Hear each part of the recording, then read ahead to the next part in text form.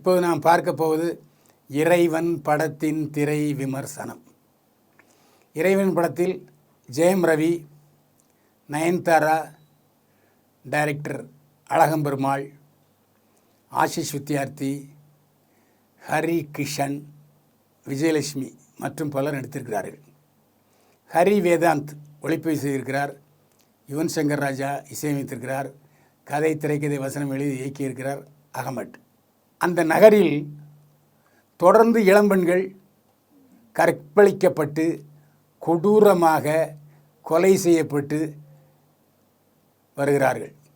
தொடர்ந்து 7-8 பெண்கள் இப்படி நிர்வாண படம் எடுக்கப்பட்டு, வீடியோ எடுக்கப்பட்டு, சிதைக்கப்பட்டு கொலை செய்யப்படுகிறார்கள். அந்த நகரமே அல்லோலப்படுது. பொம்பளைங்கள்லாம் போராட்டம் நடத்துகிறாங்க. ஆஷிஷ் வித்யார்த்தி கமிஷனர், நரேன் உதவி கமிஷனர், இன்னொரு உதவி கமிஷனர் ஜெயம் ரவி, 2 பேரும் போய் துப்பறிகிறாங்க, விசாரணை நடத்துகிறாங்க. அந்த கில்லரை, சைலண்ட் கில்லரை அரெஸ்ட் பண்ணிடுறாங்க. படம் தொடங்கிய 15 நிமிடத்திலேயே வில்லனை அரெஸ்ட் பண்ணிடுறாங்க. அப்புறம் பக்கத்தில் இருந்த பத்திரிகையாளர் வெற்றிவேலு சொன்னார், அண்ணே தப்பாக நினச்சிக்காதீங்க, படம் முடியலை, இன்னும் 5 நிமிஷத்தில் அவர் தப்பிடுவார் கொலைகாரன் என்றார். அதே மாதிரி நடந்துச்சு. கொலைகாரன் தப்பிடுறான். உதவி கமிஷனர் நரேன் கொல்லப்படுகிறார். அவருடைய மனைவி விஜயலட்சுமி விதவையாகிறார். ஒரு குழந்தை அவங்களுக்கு இருக்குது. நரேனுடைய தங்கை நயன்தாரா. நயன்தாரா ஒருதலையாக ஜெயம் ரவியை காதலிக்கிறது. ஆனால் தான் ஒரு போலீஸ் அதிகாரி, தன்னை எந்த நேரத்துலையும் எவனும் கொலை பண்ணலாம், உயிருக்கு ஆபத்தான நேரத்தில் நயன்தாராவை ஏன் கல்யாணம் பண்ணணும்னு சொல்லி கல்யாணமே விரும்பலை, கல்யாணத்தை வெறுக்கிறார் ஜெயம் ரவி. ஆனால் தொடர்ந்து நயன்தாராவை காதலிக்கிறார். நயன்தாராவின் அண்ணன் நரேன் இறந்த பிறகு அந்த வீட்டில் ஆம்பளை துணையெல்லாம் போயிடுது. அதனால் நான் இந்த வீட்டில் தங்கிக்கிட்டுமான்னு கேட்குறாரு. நரேனுடைய மனைவி விஜயலட்சுமி சரின்னு சொல்கிறார். ஆனாலும் எவ்வளவோ முறை காதலிக்க ட்ரை பண்ணுறாரு நயன்தாரா, மறுத்து விலகுகிறார் ஜெயம் ரவி. இது ஒரு தனி ட்ராக்கு. இது இந்த படத்தோட ஒட்டவே இல்லை. அப்பப்போ நயன்தாரா வரும்போதெல்லாம் படம் படுத்துருது. நயன்தாரா வரும்போதெல்லாம் நயன்தாரோட ரசிகர்கள் கைத்தட்டுறாங்க, பார்க்குறாங்க. ஆனால் அந்த படத்தினுடைய க்ரைம் த்ரில்லர் படம் அப்படியே விழுந்துக்கிட்டே இருக்குது. இதான் கடைசியில் கண்டுபிடிக்கிறாரு. அது சொன்னால் நல்லா இருக்காது. படம் 2.25 மணி நேரம் ஓடுது. இன்டர்வலுக்குள்ளே போதும்னு ஆகி போகுது. அதுக்கப்புறம் ஒரு பொடியன் ஹரி கிஷன், அடேங்கப்பா, செயற்கை நடிப்பில் விட்டு ஆற்றான் பாருங்க, அப்பாவி மாதிரி இருக்கான். அப்புறம் திடீர்னு கொலைகாரனாக மாறுறான், வெறி பிடிச்சவன் ஆகிறான், கத்துறான், அப்புறம் மறுபடியும் நடிக்கிறான். ஒரு நவரச நடிப்பை பிழிகிறான் ஹரிகிஷன். தமா துண்டு பையன் அவனை ஆஜானு பாகுவான ஜெயம் ரவி படம் முழுக்க விரட்டிகிட்டே இருக்கார். பிடிக்கிறாரு, அப்புறம் விட்டுறாரு, பிடிக்கிறாரு, அப்புறம் விட்டுறாரு. கண்ணாமூச்சி ஆட்டம் மாதிரி ஒரு சவன்னு இருக்குது திரைக்கதை. நயன்தாரா வயசு 50 ஆகிட்டது, கன்னத்திலே டொக்கு விழுந்துச்சு. கன்னத்தில் டொக்கு விழுது. ஒரு சைடில் பார்த்தாச்சுன்னா ரொம்ப கிளவியாக தெரியுறாங்க. ஆனால் அவங்க அண்ணியாக நடிச்சிருக்கிற விஜயலட்சுமி அழகாக இருக்காங்க. அருமையான நடிப்பை வெளிப்படுத்தி இருக்கிறார் விஜயலட்சுமி. இனிமேல் பல படங்களில் விஜயலட்சுமி நல்ல கேரக்டர்கள் காத்திருக்கின்றன. ஒரு ஃப்ரேமில் விஜயலட்சுமியும் நயன்தாராவையும் பார்த்தோம்னா விஜயலட்சுமி தான் அழகாக இருக்கிறாரு. நயன்தாரா எல்லாம் மேடு பள்ளங்கள் இல்லாமல் ரொம்ப மோசமாக தெரிகிறாரு. அந்த பழைய நயன்தாராவை நினச்சி பார்க்கும்போது ஐயோ பாவம், எப்படி இருந்தேன் நான், இப்படி ஆயிட்டேன் அப்படின்னு ஆயிட்டார் நயன்தாரா.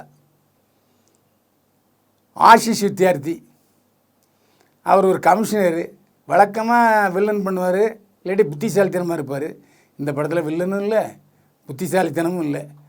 அவர் சில நேரங்களில் பேசும்போது நமக்கே காமெடியாக இருக்குது.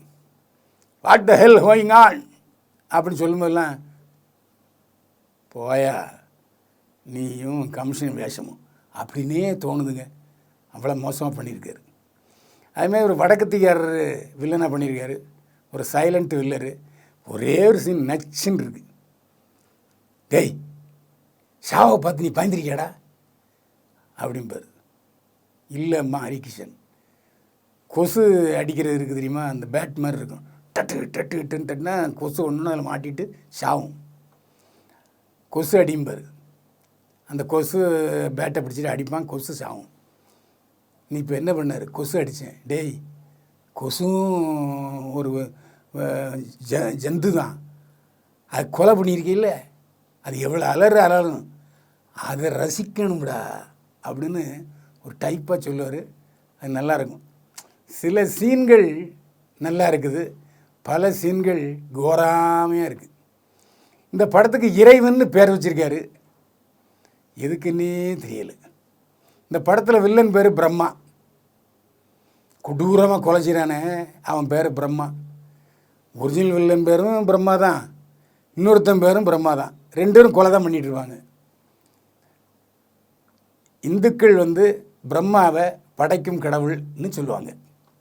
ஆனால் இவர் என்ன காரணத்தினாலேயோ வேற்று மதத்தை சார்ந்தவர் என்பதனாலேயோ பிரம்மாவை அழிக்கும் கடவுளாக ஆக்கியிருக்காரு.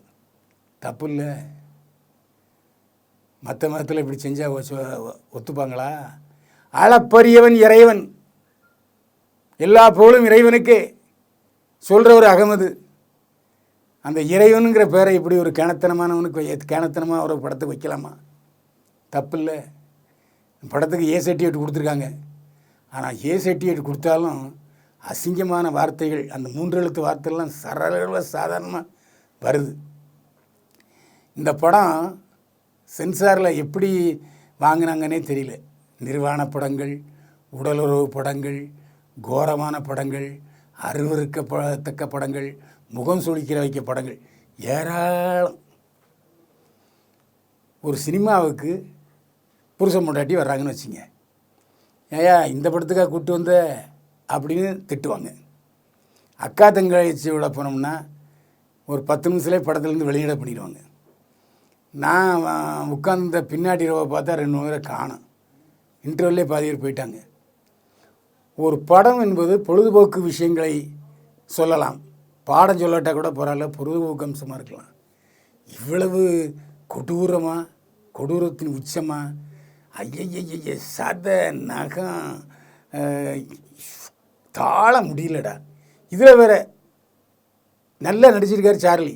அவர் நரம்பு அறுத்து செத்து போயிடுவார். அவர் ஒரு டாக்டரான்.